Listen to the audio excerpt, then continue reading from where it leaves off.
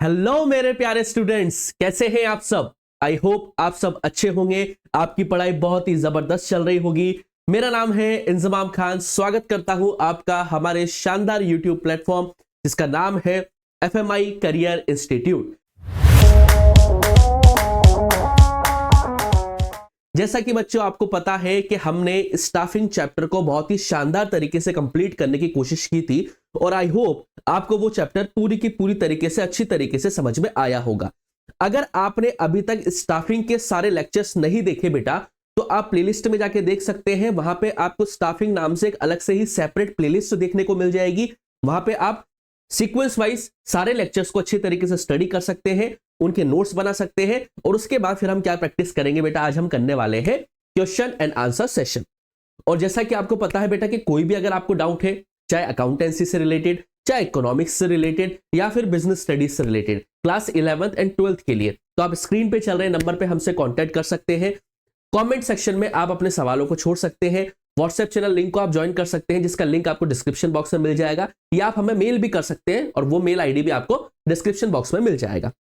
I hope बेटा कि आपने स्टाफिंग के चैप्टर को बहुत ही अच्छी तरीके से समझा होगा और आज हम इस चैप्टर को पूरी तरीके से एंड करने वाले हैं, यानी कि हम कुछ एक इंपॉर्टेंट क्वेश्चंस के बारे में डिस्कशन करेंगे। बेसिकली क्वेश्चंस तो बेटा ये इसलिए मैं लेके आता हूं आपके लिए ताकि आप एक तरीके से उन क्वेश्चंस के जरिए पूरे चैप्टर को रिवाइज करने की कोशिश हम कर लें, क्योंकि क्वेश्चंस तो बहुत सारे हैं। आपको पता है बेटा बिजनेस स्टडीज के अंदर केस स्टडीज बहुत सारे बनते हैं और मैं अभी केस स्टडीज आपको बहुत ही मिनिमम करवा रहा हूं। वो मैं करवाऊंगा जब अपना सिलेबस कंप्लीट हो जाएगा। लेकिन बेसिक अभी मेरा मेन ऑब्जेक्टिव ये रहता है बेटा कि अभी जो हम क्वेश्चंस प्रैक्टिस कर रहे हैं उन क्वेश्चंस के जरिए हम अपने चैप्टर को क्या कर ले बेटा, रिवाइज कर ले। तो बिना किसी देरी के हम बेटा फटाफट से स्टार्ट करते हैं बेटा स्टाफिंग के क्वेश्चन एंड आंसर सेशन को। और पहला सवाल हम देखते हैं बेटा कि हमारा पहला क्वेश्चन क्या है।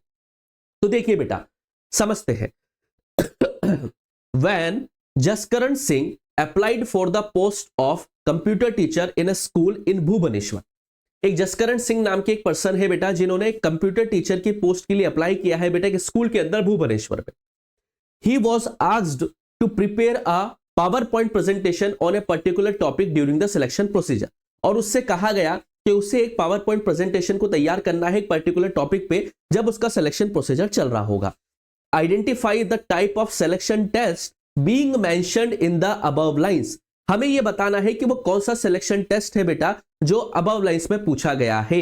Option A trade test, option B personality intelligence test, ये थोड़ा ऊपर नीचे हो गया है बेटा, बी और सी है ना, थोड़ा देख लीजिएगा। Option C personality test and option D interest test. तो ये कौन सा टेस्ट होगा बेटा, फटाफट से आपको आंसर क्या करना है बेटा, कमेंट सेक्शन में आपको जवाब देना है। और ये हमने पढ़ा था बेटा, तो इसका राइट आंसर क्या हो जाएगा बेटा, राइट आंसर हो जाएगा बेटा इसका ऑप्शन ए, जिसका नाम हो जाएगा बेटा ट्रेड टेस्ट। अगर आपने अभी तक ये चैप्टर नहीं पढ़ा है बेटा तो आप प्रीवियस लेक्चर जरूर जाके देखना। जब आप वो देख लेंगे उसके बाद आपको सारे सवाल समझ में आने लग जाएंगे। क्लियर है बेटा। चलिए सेकंड क्वेश्चन देखिए। Identify the correct sequence of the steps involved in the selection process, वो कौन सा सीक्वेंस है बेटा सिलेक्शन प्रोसेस का जो करेक्ट है बेटा। तो चार ऑप्शन आपको दे रखे हैं। आपको पता है बेटा हमने सिलेक्शन प्रोसेस का क्या पढ़ा था बेटा, एक स्टेप्स पढ़े थे बेटा। तो इसमें से कौन सा करेक्ट सीक्वेंस है वो आपको बताना है। तो ऑप्शन ए है, ऑप्शन बी है, ऑप्शन सी है या ऑप्शन डी है। फटाफट से इसे पढ़िए बेटा, 2-3 सेकंड का टाइम दे रहा हूं और फटाफट से जवाब दीजिए बेटा कमेंट सेक्शन के अंदर किसका राइट आंसर क्या होना चाहिए या फिर सिलेक्शन प्रोसेस का एक करेक्ट सीक्वेंस क्या होना चाहिए। बताइए बेटा फटाफट से।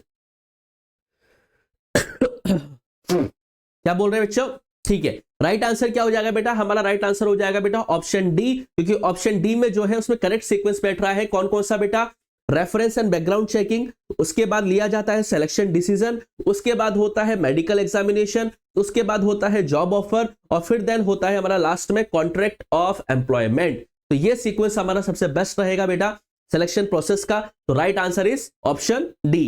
क्लियर बेटा। चलिए क्वेश्चन नंबर थर्ड, इसी से मिलता जुलता सवाल लेके आया हूं बेटा। Identify the correct sequence of the steps involved in the staffing process. अब क्या बात हो गई है बेटा, अब आपको स्टाफिंग प्रोसेस का जो स्टेप्स होते हैं बेटा उसका करेक्ट सीक्वेंस बताना है। Option A, option B, option C, option D. फटाफट से इन्हें रिवाइज कीजिए बेटा और बताइए कि राइट आंसर क्या होगा, कमेंट सेक्शन में जवाब दीजिए।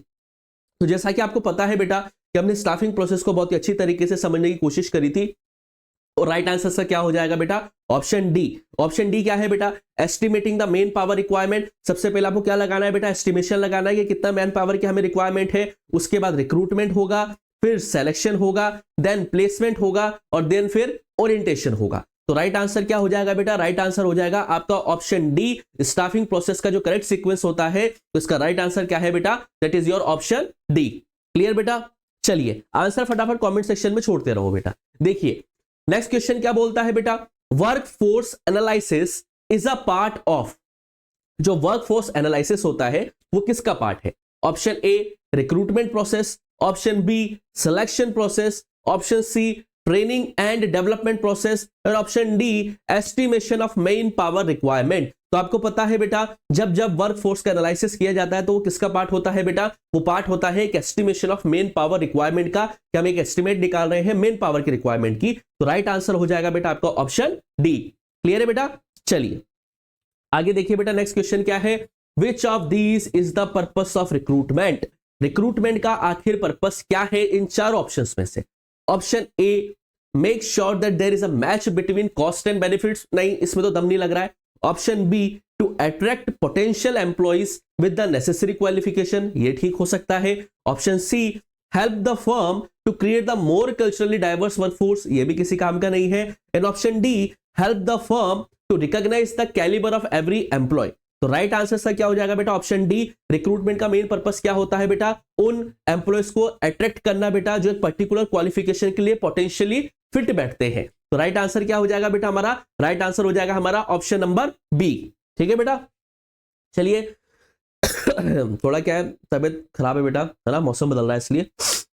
चलिए नेक्स्ट क्वेश्चन देखिए बेटा, क्वेश्चन नंबर 6 क्या बोलता है, सिंपल सिंपल सवाल है, चैप्टर रिवाइज हो रहा है आपका। तो देखिए real tech builders has to deliver the flats to its buyers for position on time. ठीक है, फ्लैट डिलीवर करने हैं ऑन टाइम पे। Due to this there is a sudden increase in workload. अब वर्कलोड का क्या हो गया है बेटा, लोड बढ़ गया है क्योंकि फटाफट से पोजीशन देनी है। Therefore the company needs to arrange for workers to work at the sites at short notice. जल्दी से वो क्या चाहते हैं बेटा कि वर्कर्स उन्हें मिल जाए। Then the source of recruitment which may be used by the company to tap the casual vacancy is. तो कौन सा सोर्स ऑफ रिक्रूटमेंट कंपनी निकाले बेटा जो है फटाफट से क्या हो जाए, रिक्रूटमेंट हो जाए। तो option A direct recruitment, option B advertisement, नहीं इसमें टाइम लगेगा। Option C recommendation of employees, इसमें भी टाइम लगेगा। And option D employment exchange, इसमें भी टाइम लगेगा। तो फटाफट से शॉर्ट नोटिस में अगर हमें एम्प्लॉयज की रिक्वायरमेंट है या वर्कर्स की रिक्वायरमेंट है तो राइट आंसर क्या हो जाएगा बेटा, option A that is direct recruitment. उससे क्या होगा, फटाफट से वर्कर्स की रिक्वायरमेंट फुलफिल हो जाएगी। चलिए क्वेश्चन नंबर 7 असर्शन रीजन का सवाल है बेटा, अच्छा सवाल है। देखिए असर्शन क्या बता रहा है, स्टेटमेंट क्या बोलता है, expenses on training are the investment for the future. सही है, अगर हम जो भी ट्रेनिंग के ऊपर एक्सपेंसेस कर रहे हैं वो भविष्य के लिए इन्वेस्टमेंट है, क्योंकि जाहिर सी बात है वो एक इंडिविजुअल एम्प्लॉय की स्किल्स को बढ़ाने का काम करेगा। एंड रीजन क्या है, expenses on training makes employees able to complete their work in an efficient manner and give the benefit of specialisation to the organisation. बिल्कुल सही है, तो असर्शन भी सही है, रीजन भी सही है, और रीजन जो है वो करेक्ट तरीके से एक्सप्लेन कर रहा है बेटा असर्शन को। तो इसका राइट आंसर हो जाएगा option B, A is correct and R is the correct explanation of A. तो राइट आंसर हो जाएगा बेटा ऑप्शन बी।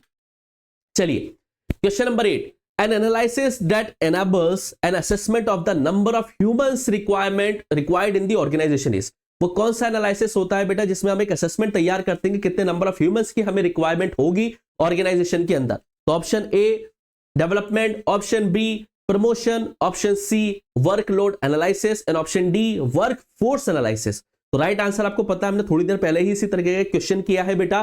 तो राइट आंसर क्या हो जाएगा हमारा, option number C that is workload analysis. वो ही एक असेसमेंट होता है बेटा जिसमें हम नंबर ऑफ ह्यूमंस रिक्वायरमेंट देख सकते हैं ऑर्गेनाइजेशन के अंदर। क्लियर बेटा। चलिए क्वेश्चन नंबर 9 हमसे क्या पूछता है, Infosys recruits candidate from Kirorimal college is an example of dash method of one of the sources of recruitment.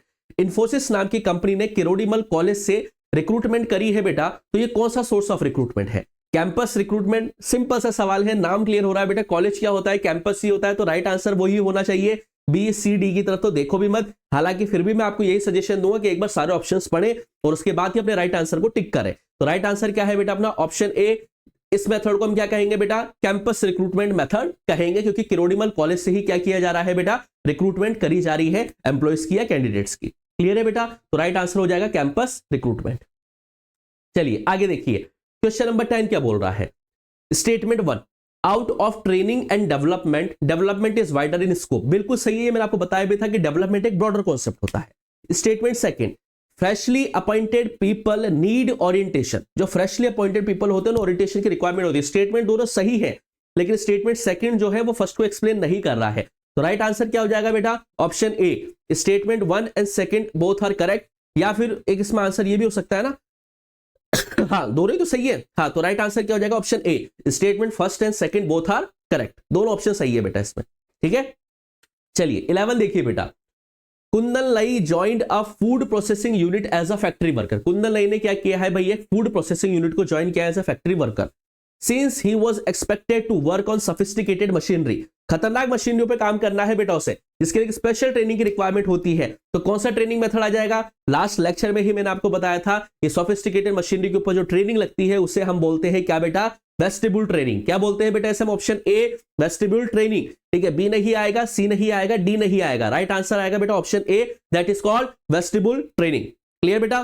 फटाफट से चीजें समझ लीजिए और कमेंट सेक्शन में आंसर करते जाइए, बताते चलिए कि आपके कितने क्वेश्चन सही होते जा रहे हैं। Question number 12, which test is helpful in assessing the individuals capacity for learning new skills?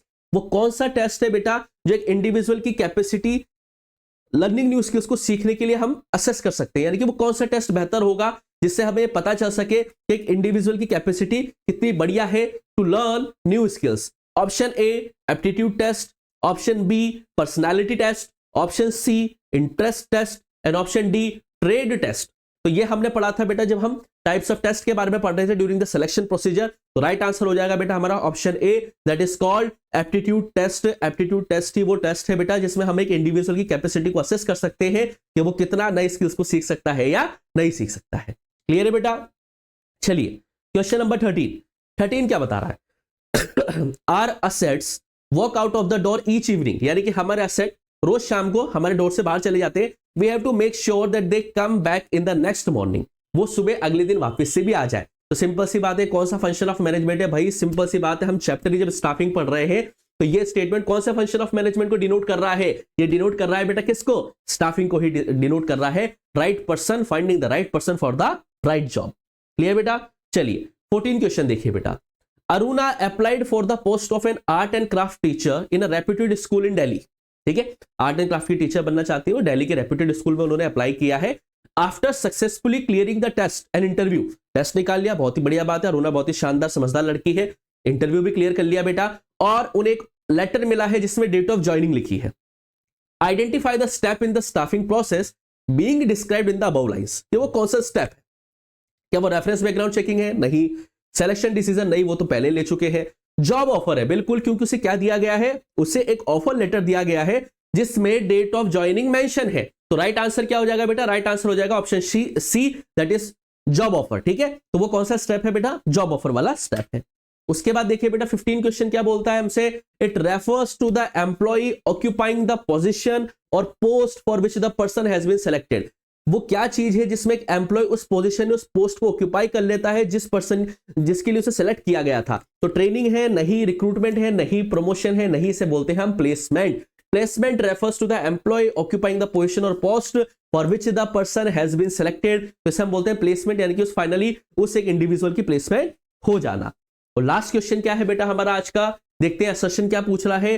Under internal source of recruitment employees get motivated. बिल्कुल सही है, इंटरनल सोर्सेस से अगर हम रिक्रूटमेंट करते हैं, रिक्रूटमेंट के हमने दो सोर्सेस पढ़े थे, internal sources of recruitment and external sources of recruitment. अगर ट्रांसफर और प्रमोशन के जरिए रिक्रूटमेंट हो रही है तो वो अच्छी बातों से मोटिवेटेड रहेंगे। रीजन क्या बोल रहा है?